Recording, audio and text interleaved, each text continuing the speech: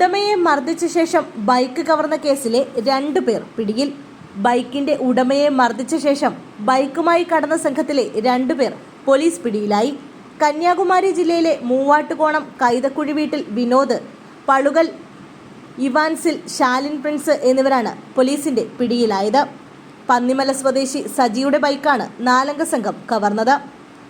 4-അംഗ സംഘം സജിയെ മർദ്ദിച്ച ശേഷം കാരാമൂട്ടിൽ നിന്നും മാർച്ച് 28-ന് ബുള്ളറ്റുമായി കടന്നു കളയുകയായിരുന്നു. അതിൽ 2 പേരാണ് പോലീസിന്റെ വലയിലായത്. ശേഷിക്കുന്ന 2 പേർക്കായി പോലീസ് തെരച്ചിൽ ശക്തമാക്കിയിട്ടുണ്ട്.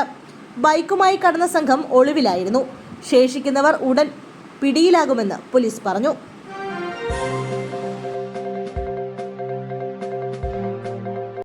സംസ്ഥാനത്ത് കടലാക്രമണത്തിന് സാധ്യത, ജാഗ്രതാ നിർദ്ദേശം.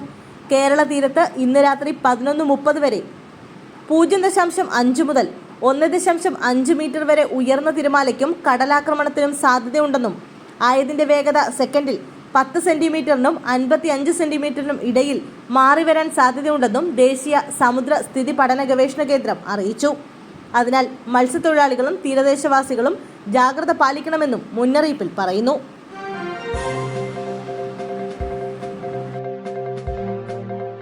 തിരുവല്ല കുറ്റപ്പുഴയിൽ യുവാവിനെ ഗുണ്ടാസംഘം തട്ടിക്കൊണ്ടുപോയി മർദ്ദിച്ചു, റോഡിൽ ഉപേക്ഷിച്ചു.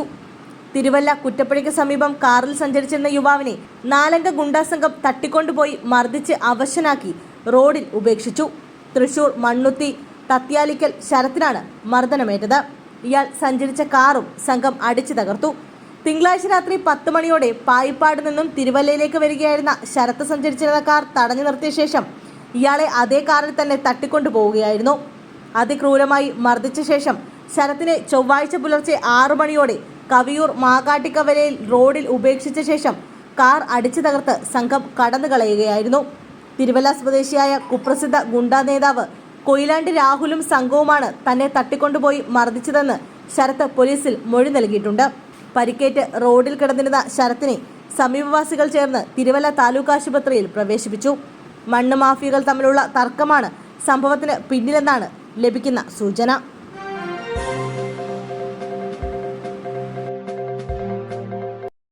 കെ ശൈലജയ്ക്കെതിരെ അധിക്ഷേപം, പ്രശസ്ത യൂട്യൂബർക്കെതിരെ വനിതാ കമ്മീഷന് പരാതി.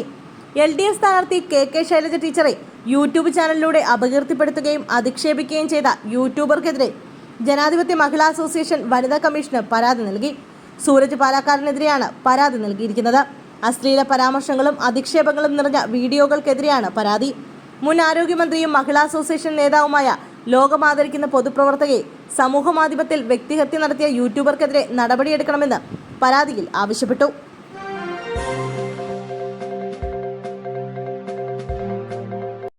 തെരഞ്ഞെടുപ്പ് റാലിക്കിടെ BJP സ്ഥാനാർത്ഥിയെ കെട്ടിപ്പിടിച്ചു, ASIക്ക് സസ്പെൻഷൻ.